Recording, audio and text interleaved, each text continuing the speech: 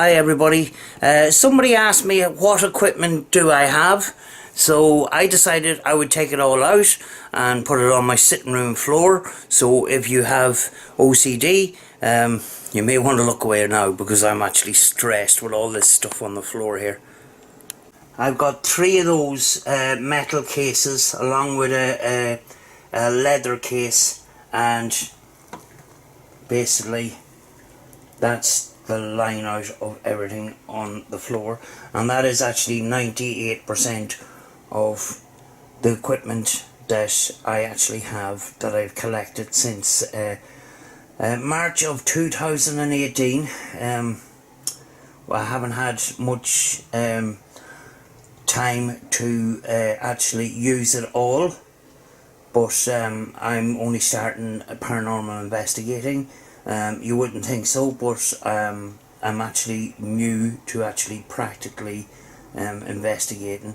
So we're going to go through some of the equipment here today and show you around. Before I go through that equipment, I want to show you this bass bin that I bought the other day, so when I'm doing spurt box sessions at home, I have a good sound. This is actually Goodman's that I had bought the other day. If I can get the power switch on. Hearing. It has Bluetooth, but as most of you know, I like to connect things directly through wires and that, but there's pretty powerful speakers on that, and that's what I will be doing some of the spurt box sessions here at home. I actually didn't realise how much equipment I had until I took everything out of the box and laid it all out, and it's a bit overwhelming, but let's start. Here we have a multimeter which measures light levels, sound levels, temperature and humidity, and I actually bought that in Maplin's on sale before it shut down. Up from that we have a parabolic microphone which picks up low frequency sounds and stuff like that. I haven't used that very much because it's very bulky, and I use the Tascam DR05 in a similar way. Use headphones, and it kind of does the same job as that parabolic microphone. Next we have a thermal imaging camera, and I'm going to turn it on and show you. Picks up temperature and actually can take the temperature. It's got a spot temperature laser on it. It takes a couple of seconds for it to boot up, but you can see the warm temperature, the blue comes out in cold. You can actually record it as well. You've got mode storage there, and you've got 2 different ways of looking at your temperature. You've got the black and white, and you've got the colour. Blue is cold and red is hot, and we're inside and the sun is shining through the window, so that's why we have a lot of hot temperature just around the window here. So that is the thermal imaging camera.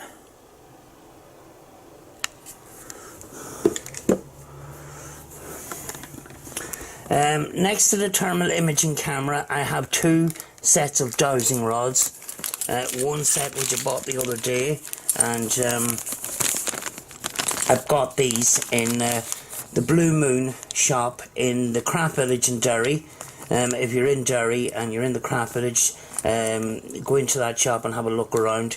There's a lot of stuff like crystals and ornaments and cards and clothes and all sorts of stuff, and I love that. I love that shop. It's got a great atmosphere to it.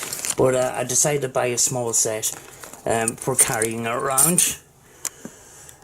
Actually, speaking of Blue Moon, I was in the other day and I bought some incense and stuff. They do sell incense as well, and I seen this figurine in the shop and I decided I would buy it because I just couldn't walk away from it. So I'm going to show you that to you now. I bought that mermaid, which is, you can see this size of my hand compared to the, it's quite a big piece, but quite a beautiful piece as well. Right, over to the right of that I have a belt which a friend gave to me.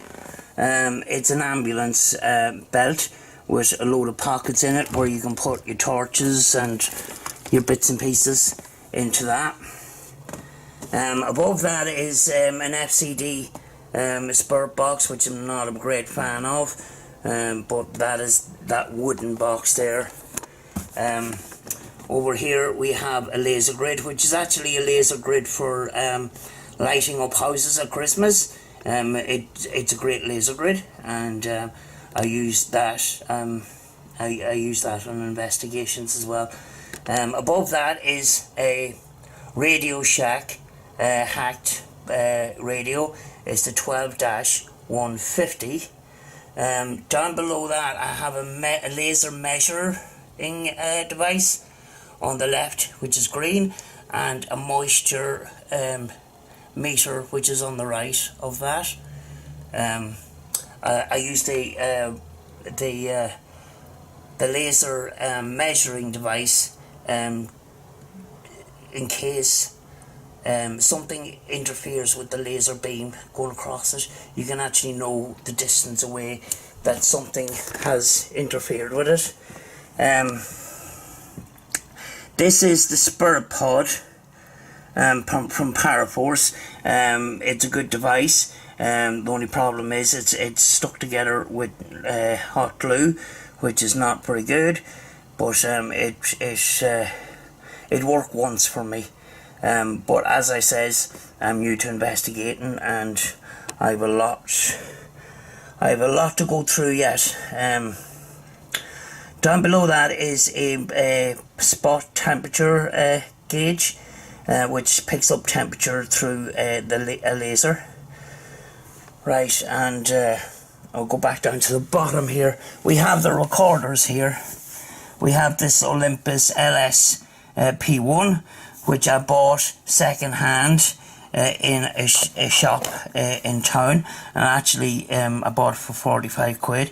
It's a pretty good little recorder. Because I like using devices that are affordable as well. I bought this digital voice recorder. It does the job, you know. If you haven't got anything else, it will do the job.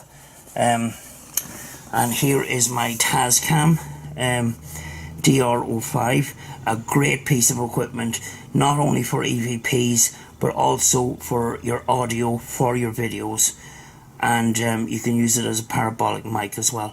When you're doing EVPs, you can actually play back on half speed as well, or you can speed it up and things like that. So that is that.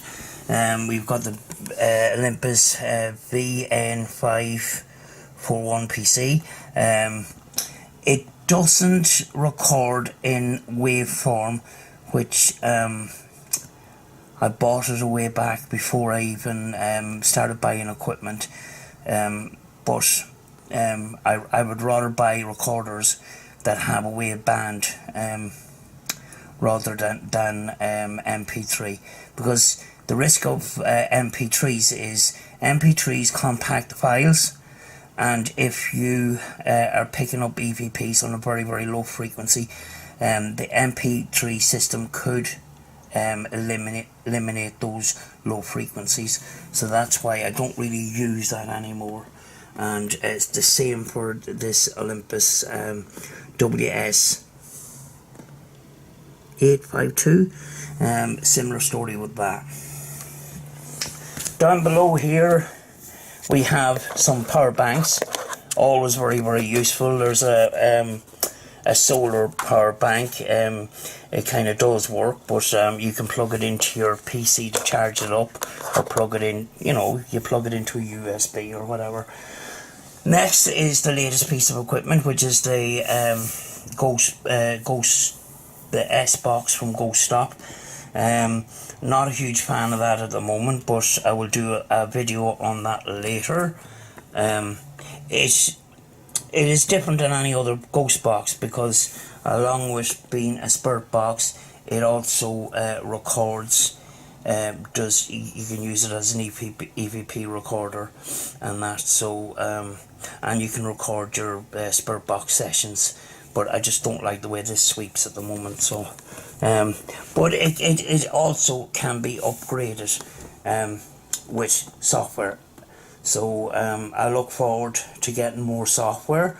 If Ghost Stop will hurry up and get some software up on their site, maybe some of the problems that I experience with it may be resolved. We'll wait and see. Next up is my first spirit box that I ever bought. Everybody was buying the PSB 7. I thought maybe the PSB 11 was an upgrade to that. It is very, very noisy, but I found a mode for that to quieten that down. So I actually started using that again. Next up from that is a Sony Walkman, which I bought online a couple of weeks ago. It's a very slow scanning box, but may be useful in certain situations. Beside that, we have the Bofang GT3 ham radios, and the reason why these are along with the spirit boxes is I actually used them as a spirit box. You can see an elastic band around here with this little thing. You can switch over to FM, and this here, you put it on the button, the scan button, to hold it down, and you can actually do a spirit box sessions with those, and I have done on this channel. So here is another FCD product that I had bought alongside the FCD on-site box. I'm not a great fan of this box either. It is a slow scanning box, but when it comes to a signal, it stops. Some people may like it, some people don't. It's a little Murphy Richards manual scan ghost box. I've used that once or twice in the house. Here is the Texcan PL360 manual scan, and the reason why I like that is because the tuning knob does not stop, but you just keep spinning it around. I've got results on that. It's pretty good. Next up from that, we have the Roberts or 9921, a very good box. I bought that hacked already, and it works pretty good. Next up from that, I bought this a couple of weeks ago from Tesco for £10, and I modified the tuning knob with this handle. It is another manual scan radio, and I got a few results from that too, which pretty shocked me. The good thing about this box is you can do a whole sweep on half a turn of the handle. My favourite box at the moment, and the one that I use the most, is the Texcan PL660. An absolutely fantastic box, and I absolutely love it. Up from that, I have a Black Star amplifier, which I use for low boxes with very low tones and speakers, and that just boosts it up. EMF detectors, I have this one, which is the Mesher Tech. You can pick them up online from £12 to about £20. Very, very good meter. And of course, we have the K2 here. Make sure you buy a genuine K2. It'll cost you a bit more, but it is an awful lot better. We have the Ghost Meter Pro, which I've used on a number of investigations. We have also the Mel meter as well. The Mel meter with the REM pod attachment is much better, but at the time I couldn't afford one, so I bought the ordinary one. So that's that.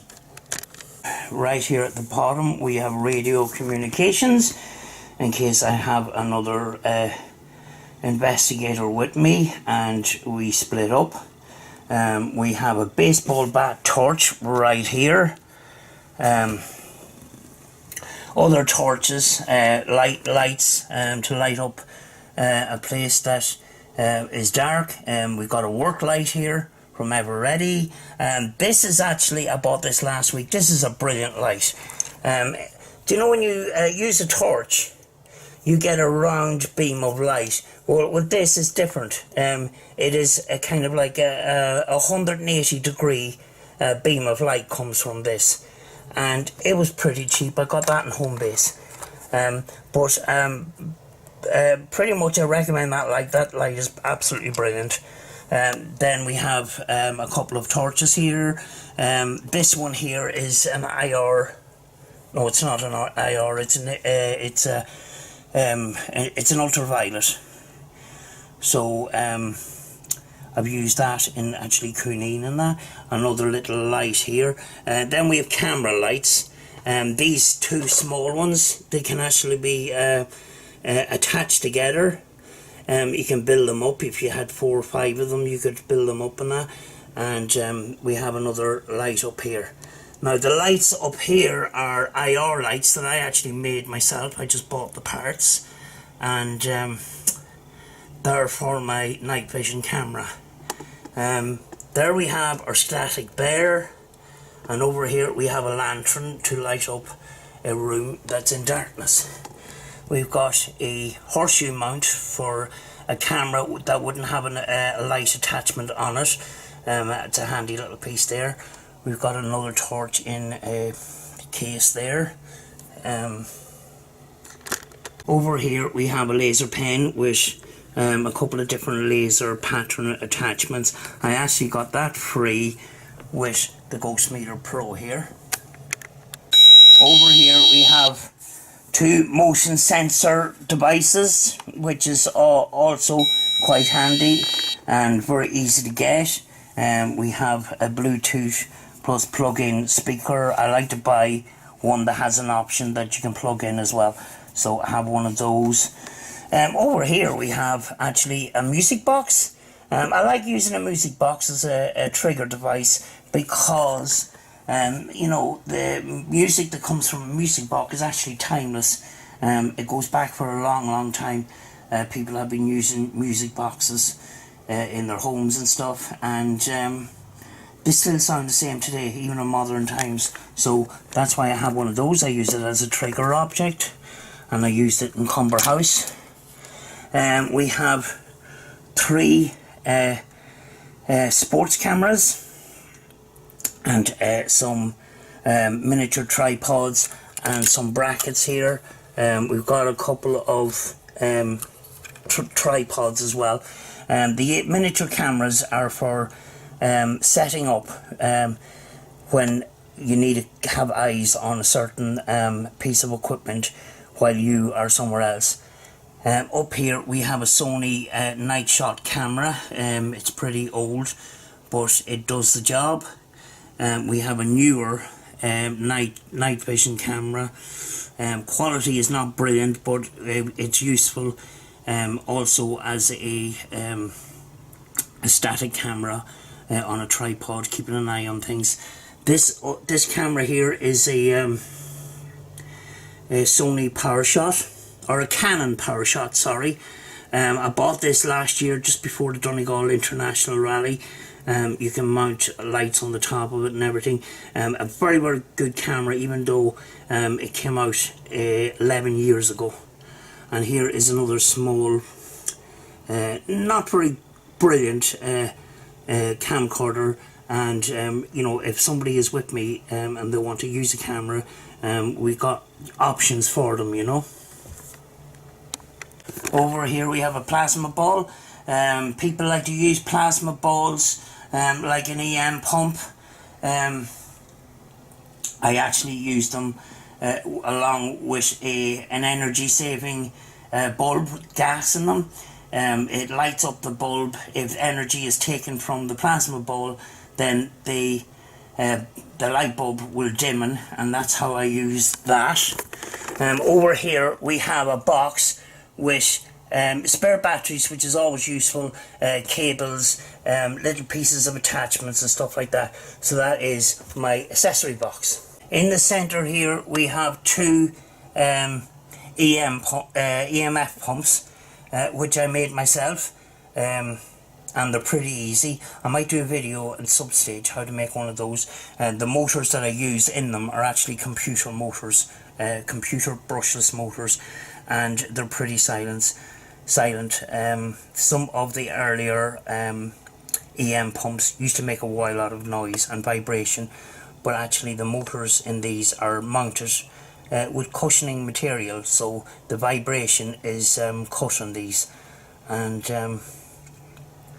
it may help in a situation where you're in a room and you want to try and increase activity, and these are experimental devices that you can use. Actually, I'll give you a demonstration on one of them now. Actually, I have a red light on this one. This is a lower powered one, but I'm going to give you I'm just going to get the K2 meter here. This is the meter setting off EMF field around the device, and you can see it's picked up by the K2 there. If you're too close to one of these devices for actually not up to about 10 minutes, you will get a cracking headache, so just beware of those. Actually, the thing about these are they're just completely simple. They're a battery pack, a motor, and a spinning magnet. That's all they basically are. So this is what my sitting room looks like right now, and I have to tidy them up and put them all back in these boxes. But before I go, I picked this up in a car boot sale yesterday, and I think it's a Marilyn Monroe doll, but I never seen anything like this. You see porcelain dolls and you had to see the round faces and that, but this is quite human-like apart from the big mouth. But I picked that up yesterday, you know.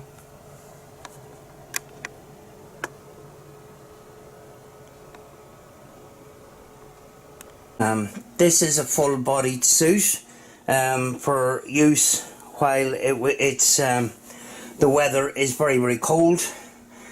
If it's anywhere mild at all, you will sweat in this, because it is absolutely brilliant for frosty and cold weather. So and it's kind of semi rain resistant as well, so that is a pretty cool piece of clothing for wearing outside in the cold weather and that. So I bought that as well. The reason why I have a lot of this equipment is, you know, some of the videos that you've seen lately is just me starting paranormal investigating, and a lot of the time it's just a spurt box session. I started using the rods, I started using EMF meters and stuff like that, but you know, I'm making steps to use more equipment and make better content. You know, even though, you know, people enjoyed my little mini investigations I've done so far, I'm very, very grateful for the support that I'm getting on those. But you know, the plans are greater, and I mean, like, the numbers of people involved. I plan to have more people, you know. So hope you enjoyed my look around my stash of EMF weapons. I will see you in the next video. I will try and get out as soon as possible. The last week we had some bad weather and stuff like that, so I will see you in the next video, folks, and as always, be good to each other.